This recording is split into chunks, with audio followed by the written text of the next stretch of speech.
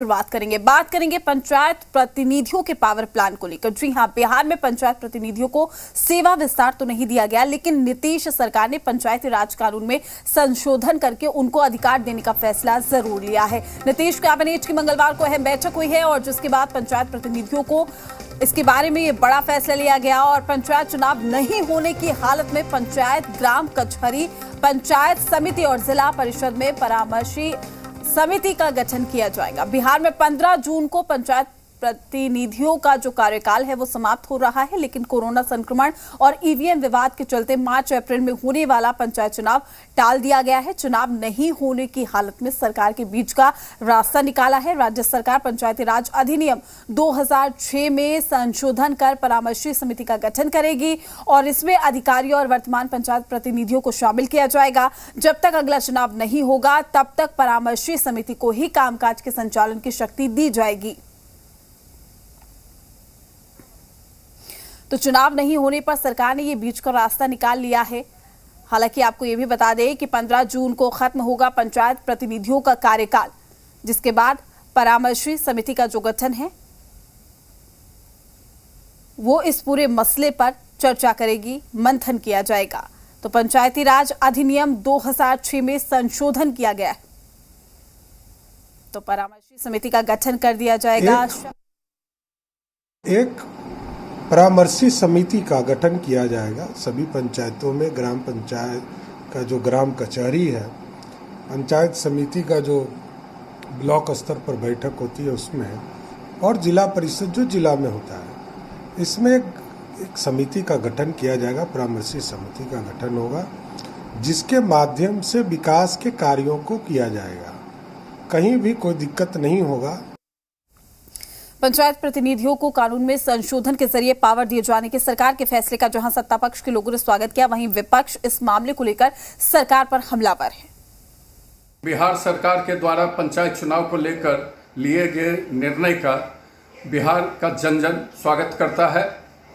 इस निर्णय से केवल बिहार को कोरोना संक्रमण से ही नहीं बचाया गया है, बल्कि संवैधानिक संकट से भी बिहार को उबार लिया गया है।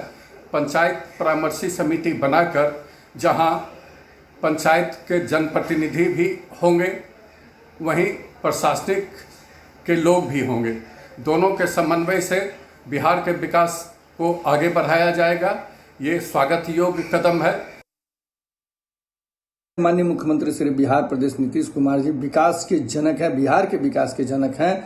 तो ये 15 तारीख के बाद किसी भी पंचायत के काम बाधित न हो, पंचायत में विकास का काम न रुके, इसके लिए उन्होंने संशोधन कर 15 तारीख के बाद भी मुखियाओं का जो पावर है उसको एक परामर्शी समिति के अंतर्गत संगठित कर और पुनः पंचायतों के विकास के लिए जो उन्होंने कार्य किया है उसके लिए माननीय मुख्यमंत्री जी को हम लोग सहर्ष दिल से धन्यवाद देते हैं। पंचायत चुनाव को आगे बढ़ाया गया है। कोविड-19 कोरोना महामारी के चलते निश्चित बढ़ाना चाहिए था, चुनाव नहीं होना चाहिए। 4 राज्यों में जो चुनाव हुआ वो भी गलत हुआ था। मेरा आग्रह होगा माननीय मुख्यमंत्री जी से, आप चुनाव बढ़ाए अच्छी बात है, लेकिन जो भी प्रतिनिधि हैं उनको जो है पावर्स उनके पास रहने दीजिए। अगर आप पदाधिकारियों को पावर देंगे उसको काम करने के लिए, एक एक जनता तक विकास नहीं पहुंचेगा। माननीय मुख्यमंत्री जी राज्य के ठेकेदारी 16 वर्षों से लगातार कर ही रहे थे, मन नहीं भरा, जिसके कारण अब महात्मा गांधी के सपनों को चूर करते हुए वह पंचायतों का ठेका लेना चाहते हैं, जो कि दुर्भाग्यपूर्ण है। आज का दिन काला दिवस के रूप में मनाया जा सकता है, क्योंकि लोकतंत्र का हत्या माननीय नीतीश कुमार जी के हाथों एक बार फिर होने का काम किया। तो कानून में संशोधन करके ये शक्ति जो है वो दी जाएगी। पंचायती राज अधिनियम 2006 में संशोधन को लेकर अब जो विपक्ष है वो भी हमलावर अंदाज में नजर आ रहा है। तमाम जानकारी के साथ हमारे संवाददाता आशुतोष हमारे साथ जुड़ चुके हैं। आशुतोष, पंचायत चुनाव की अगर हम बात करें, कोरोना के चलते कहीं ना कहीं सभी को लग रहा था कि इसको बढ़ाया जाएगा, नहीं बढ़ाया जाएगा, लेकिन कल जिस तरीके से फैसला लिया गया है, क्या लगता है वाकई अब जिस तरीके से विपक्ष हमलावर अंदाज में नजर आ रही है, ऐसे में कई खामियां ढूंढने की कोशिश की जा रही है, लेकिन जब समिति का गठन होगा, उनको यहां पर शक्ति दी जाएगी, तो उसका कितना फायदा आम जनता को होगा या नहीं होगा? देखिए, एक चीज़ जो है वो स्पष्ट तौर पर समझने की ज़रूरत है जी। क्योंकि जब भी पंचायत प्रतिनिधियों का चुनाव होता है तो ये दलीय आधार पर नहीं होता है, ये दल के आधार से अलग होता है, इनका स्वतंत्र रूप से चुनाव होता है। जी। लेकिन जो ये विवाद खड़ा हो रहा है इसके पीछे कहीं ना कहीं जितने भी पंचायत प्रतिनिधि हैं, सदस्य हैं, उनको कहीं ना कहीं अपने पाले में लाने की कोशिश हो रही है, अपने फेवर में लाने की कोशिश हो रही है। इसी वजह से विपक्ष ये चाहता था कि एक्सटेंशन दिया जाए उन्हें, जो जिस पद पर अभी पंचायत प्रतिनिधि हैं उन्हें एक्सटेंशन दिया जाए जब तक दोबारा चुनाव नहीं होता है तब तक। लेकिन सरकार इसको लेकर के तैयार नहीं हुई।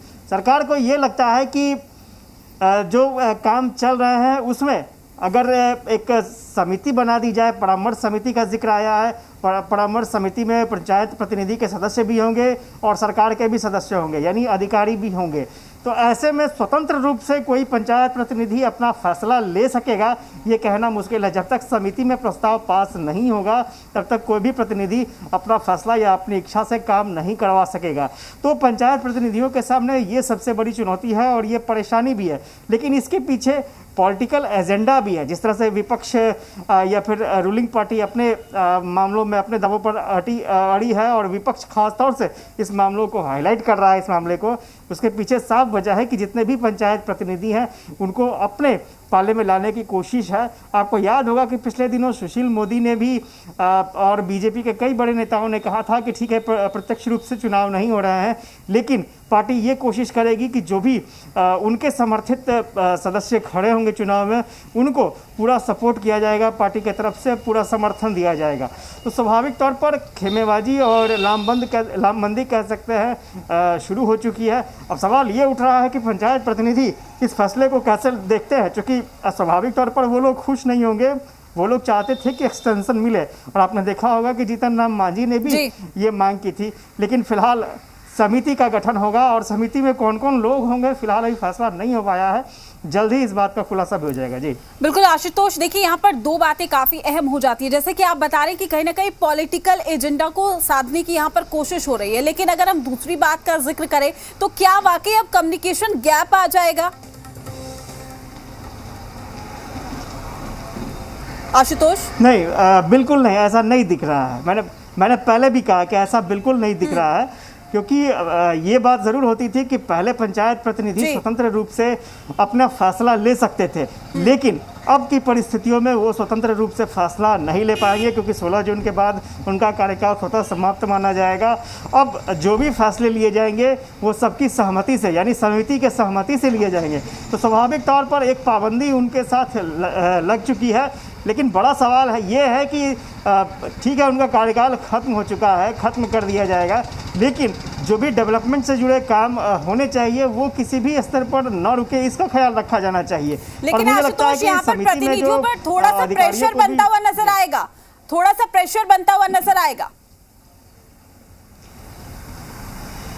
देखिए, थोड़ा सा नहीं, बहुत ज़्यादा प्रेशर होगा और स्वाभाविक तौर पर ये ज़्यादा प्रेशर जो है वो सरकार के पक्ष में उसे किसी भी लहजे से नहीं कहा जा सकता है, क्योंकि जितने भी पंचायत प्रतिनिधि थे वो चाहते थे कि उन्हें एक्सटेंशन मिले। और मैंने पहले भी कहा आपको कि यही वजह है कि उन पंचायत प्रतिनिधियों का सिंपैथी हासिल करने के लिए, समर्थन हासिल करने के लिए ही विपक्ष ने सरकार के फैसले का विरोध कर दिया है। यहाँ तक कि जीतन राम मांझी ने भी ये कहा था कि कार्यकाल जो है पंचायत प्रतिनिधियों का बढ़ा देना चाहिए, लेकिन सरकार उस मामले पर तैयार नहीं हो सकी है। और यही वजह है कि अब समिति के फैसले पर ही पंचायत प्रतिनिधियों को निर्भर करना पड़ेगा।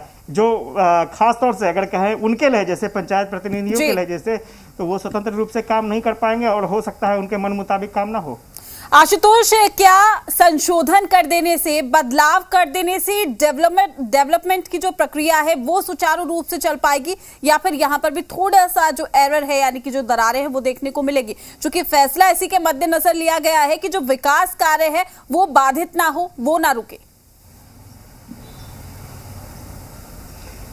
देखिए, स्वाभाविक तौर पर ये जो फैसला लिया गया है वो इसी के तहत लिया गया है कि डेवलपमेंट से जुड़े जो भी काम हो वो किसी तरह से बाधित ना हो, और इसके लिए, इसको ठीक से चलाने के लिए अधिकारियों को भी इन्वॉल्व कर दिया गया है सीधे रूप से। मैंने पहले भी कहा कि अब जो भी काम होंगे वो समिति के फैसले के बाद ही काम होंगे, उनकी मंजूरी के बाद ही काम हो सकेंगे। और मुझे नहीं लगता है कि कहीं इसमें कोई परेशानी आएगी और कोई, क्योंकि ये जरूर हो सकता है कि आशुतोष देखिए, और ये देखने वाली बात है कि क्या वाकई परेशानी आती है या फिर कानून में बदलाव से जो पावर प्लान तैयार किया गया है वो कामयाब होता है। शुक्रिया आपका तमाम जानकारी देने के लिए। तमाम अपडेट में हम आपसे लेते रहेंगे। तो लॉकडाउन 4 में कुछ रियायत दिए जाने के बाद अब राजधानी पटना करीब महीने भर बाद पुरानी रंगत में लौटता हुआ दिख रहा है। रियायतों के बाद इनकम